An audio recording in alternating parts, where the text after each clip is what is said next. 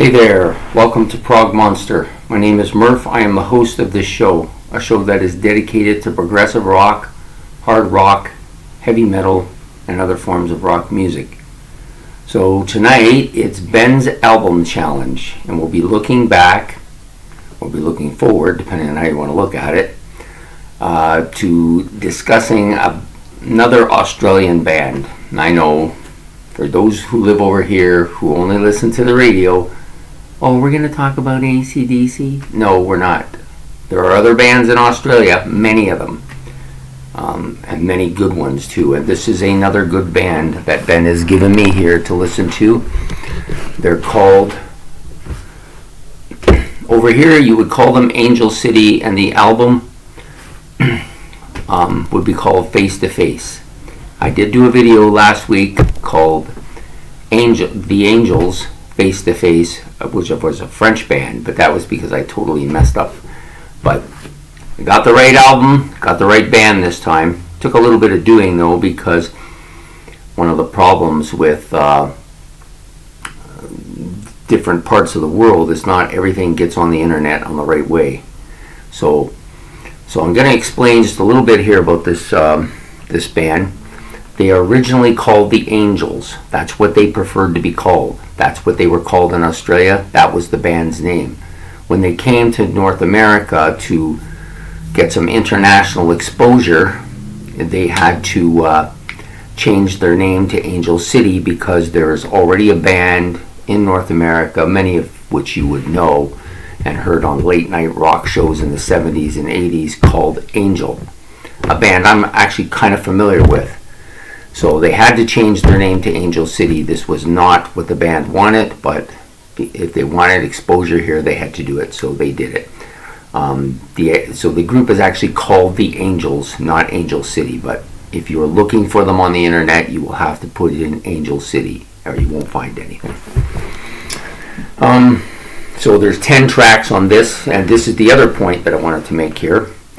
When I looked up this band, because I was having difficulty finding the album. Originally, Ben sent me the link, and I don't know how this happened, because I am not a technical whiz, as many of you probably already guessed.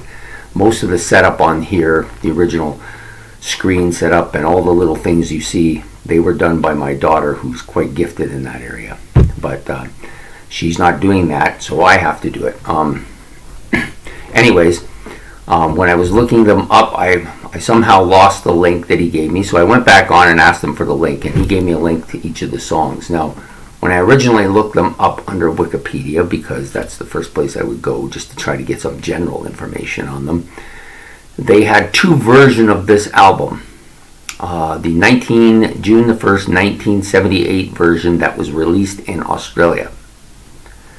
Then there was the international version that was released in 1980 for the rest of the world. So the rest of the world, and the funny part is I looked at the tracks on the original 1978 version and the tracks on the 1980 version. And there was only two common tracks. The rest of them were different. So I thought, well, I'm thinking that Ben wants me to do the Australian version because that's the one they're going to be more familiar with. So I tried to find the tracks individually. I got some of them, but not all of them. So I decided to go back and ask him for another link, which I probably should have done originally, but I didn't. And he gave me a link for each of the tracks on the album. And once I started going through those individual track listings and listening to the songs, I realized that he had given me the international version, so I no longer really needed the links. I could just pull up Angel City, Face to Face, and put up the track listing for the international and just listen to it through.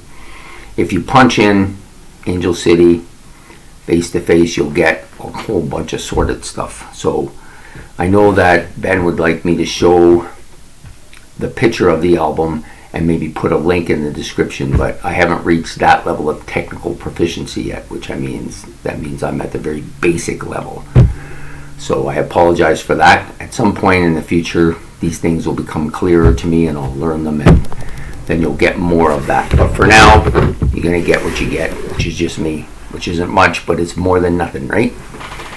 So having said all that, I did listen to this album twice through, and actually 3 times if you count all the little bits that I did before that, so it's actually 3 times through. But I wanted to say something before we get started on the album. Ben made a comment on my This Week, and I want to continue the comment. He said that the problem is that perhaps the wording is wrong when people say this band is underrated or underrated. And in actual fact, he said it should be underexposed.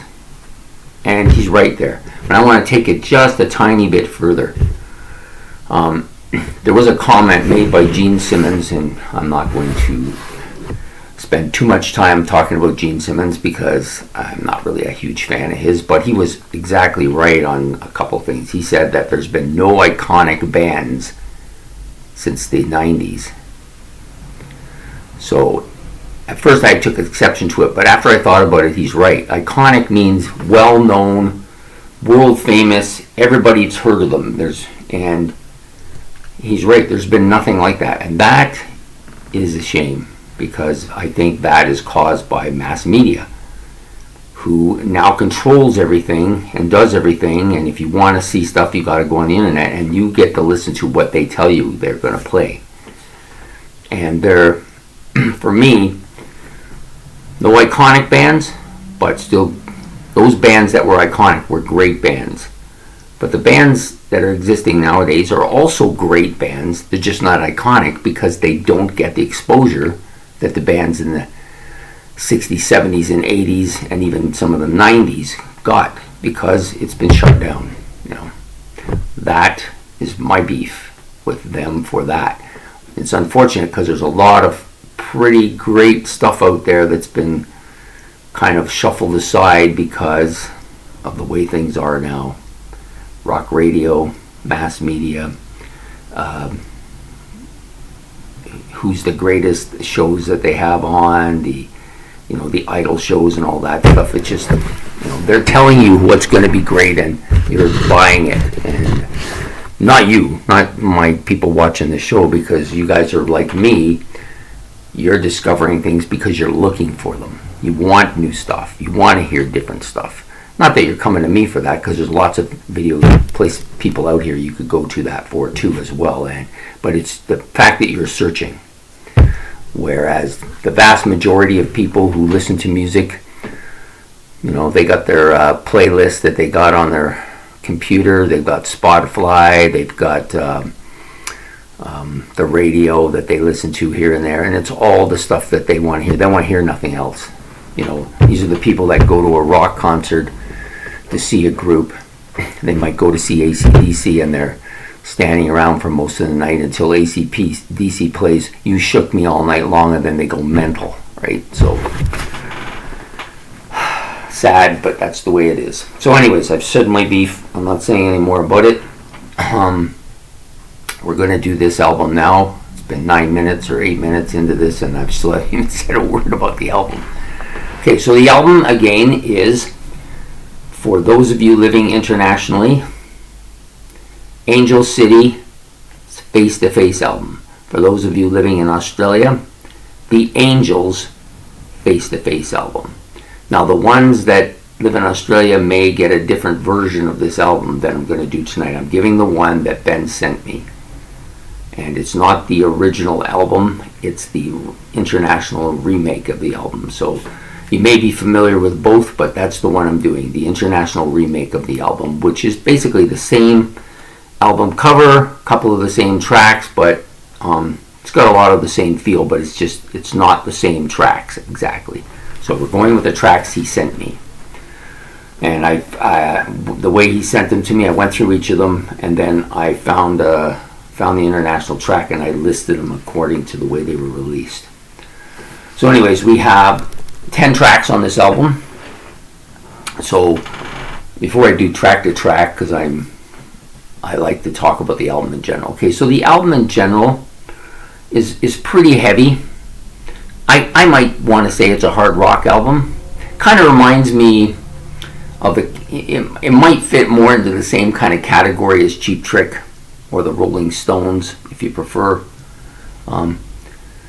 Heavy, but kind of got some poppy elements to it.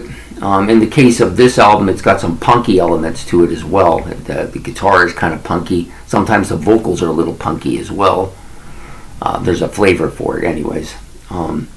Guitar is pretty heavy. The guitar player is, I think, pretty good. He's a pretty solid guitar player. I don't know if there's two of them. I think there's two of them. So, because I've heard a couple of songs where you'll hear the kind of punky guitar going on in the background and the other guy's riffing away, right? They're a good riffing band. I think they have some excellent riffs. The vocalist, yeah, he's kind of Bon Scott ranges. He kind of has some similarities to Bon Scott. I think he's a little rawer, I think, than Bon Scott. Bon Scott, to me, had a bit more of that kind of nasally thing that comes with being Scottish, or some parts of the eastern board of Canada have this too, and I guess it's probably prevalent in some of the Commonwealth countries, but he has that little inflection about him that Bon Scott has that. This guy is more, I think he's more of a raw singer, and he has a really kind of rocky voice too. It's not a bad voice though, I like it. And I really think it's perfect for this particular group. Some groups, a voice like this wouldn't fit in very well. But because the band isn't so polished, this is not a polished kind of, like the American Angel. I like the American Angel, but they're very polished, where this group is much more raw. You're getting more energy here than you would get with them. Okay, so a couple other things about it. Drums pretty predominant too. You'll hear a lot of drumming, pretty good stuff in here. I think the backing vocals are pretty strong too. There's a couple of tracks where they're definitely forefront. Okay, so that's the general overview of it, and Ben also likes me to pick one song that is my favorite. I actually have three here, but I'll pick the last one because I think it's the better of the three, and we'll talk about it when we get to it. Okay, so album starts out with a song called Take a Long Time. Really interesting guitar solo here, but perfect for the song, I think. I like the lyrics on this song. I don't know why. It's just I heard myself trying to listen to what he says. Whenever I hear myself, or whenever I feel myself trying to listen to what the lyrics is saying, I know that I'm interested in the lyrics. There's some heavy kind of punky guitar on this particular track, and the vocals, the sound range of the vocals are definitely in the Bon Scott range. He has a vocal style that is somewhat reminiscent of a punk band, but I think that Bon Scott did too, to a certain extent, but it's not a punk band. I don't want to give the impression that that's what I'm labeling it as. I don't think of it as a punk band. It just has some punky elements to it. The music is definitely kind of like Cheap Trick, I think, kind of heavy, 50-ish style, heavy, with some great guitar and some heavy riffing. That's the way I think of Cheap Trick. That's the way I think of these guys. But at the same time, they don't sound anything alike. I don't want people to say, "Oh, well, it's just another Cheap Trick." It isn't. This band doesn't sound like Cheap Trick. Okay. Second song, Marseille, is probably one of the tracks I like the least. It's got some heavy guitar riffing and some nice guitars. I call it scratching type solos, where it's kind of scraping it, but it fits the song. After the Rain is the next track, another one of the stronger tracks on the album. Some heavy guitar and some heavy crunching guitar. Vocals are strong. The riffing is really good, and the solo is another one of those scraping type solos that he does a fair number of tracks on this album. The next song, Am I Ever Gonna See Your Face Again? I actually kind of like this tune. It's a little bit, it reminds me of my daughter in some cases, but I don't want to get into that. But at any rate, some kind of funky guitar here, some bebop funk to it, I like it. Okay, Shadow Boxer is another track that's not too bad. some more punky vocals, some punky heavy guitar. This is more of a punky song than most of the other songs on the album. The number 6 track, Coming Down. Not one of my favorite tracks, but I do like the backing vocals on this song. They're kind of authentic. They're a little bit different than any other track on the album, and a little different than I'm used to hearing too. And there's a little bit of this talking kind of thing that you'll hear with the Stones are good at this. Mick will sing, and then you'll have a period where he's kind of talking and singing at the same time. I don't know what you call that, but there's a little bit of that here. Out of the Blue is the 7th track. It's got a mellow opening with some more of that talking stuff, and there's actually some organ on this particular track, or I think it's organ.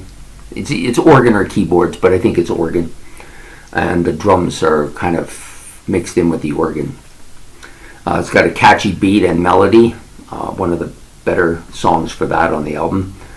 The vocal style is the style for this particular track kind of reminds me of Jagger. He doesn't sound like Mick Jagger at all.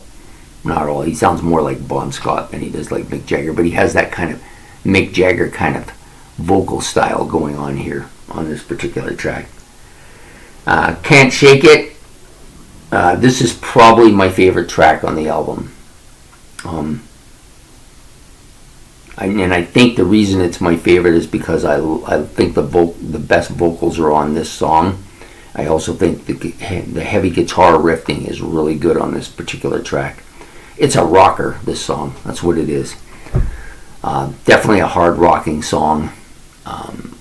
This band doesn't strike me as being that hard of a rocking band that they might be classified by some as having some metal elements, but I don't see that here. Okay. The next track, Waiting for the World. They kind of build up the opening here a bit, and then they follow it by this riff and some riffing guitar. The guy who's playing the riffing guitar is more front and center, and the guy who's playing the kind of punky continuous beat is kind of a little backgroundish, but they go nice together. It's a nice combo.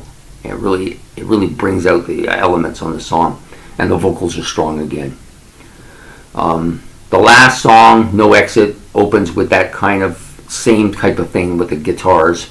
One's riffing, one is doing the punky thing, and the vocals are, the best part about the song is the vocals are heavy and clear. Like, he's really strong, but you can hear what he's saying, which is another reason why this is the other track on the album that I like to try and listen to the lyrics, because his voice is so clear I can hear him. No Exit is the name of that. So overall, there's no song below a 5 here.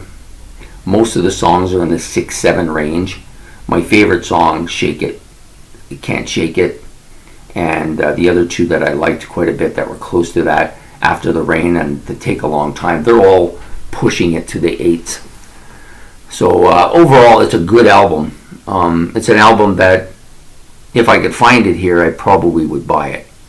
I think I probably would. I just have never seen these guys anywhere, and it might be hard to get, at least by my local record store. I could probably go to Laser's Edge and maybe find it there, but he tends to be more prog oriented, so he may not have that either. So at any rate, pretty strong album, I think. I'm sorry it's been so difficult to get to this one. These are all new experiences for me. I first didn't realize there was 2 different Angel bands out there, and then later finding out that there was yet another one. And then difficulty on which version of the album I was going to do, and then trying to get the link, and so it's just been a tough haul to get this down. But I think it's come out well. Like, it was well worth the effort to listen to the band. This is a band that, if you like that kind of poppy, heavy rock, punky feel to some of the songs, it's a good band for that. They actually kind of remind me of a heavy Teenage Head, but I think the vocals and the guitar are better on this than it is on the Teenage Head albums, Frantic City and whatever the other one is, I can't remember at the moment. There's some similarities between the two bands. The only thing about Teenage Head that they're completely nothing like is that Teenage Head has that kind of rockabilly element to them. There's no rockabilly here. Let's make that clear. None at all. But overall, pretty strong album. I hope you've liked this video. We'll be doing another one in 2 weeks. This one is kind of a bonus one because I did screw up last week, so we're doing 2. And if I can ever figure out how to put the links and stuff in, I will do them for both so that people can check them out on their own. And eventually I will figure this all out. But I've been so busy lately, I haven't had time to figure out where my pillow is. But anyways, I hope you enjoyed this. If you did, please like and subscribe, and we'll be back very soon with a Monday night look back at a classic rock album. So have yourself a good night and take care. Bye.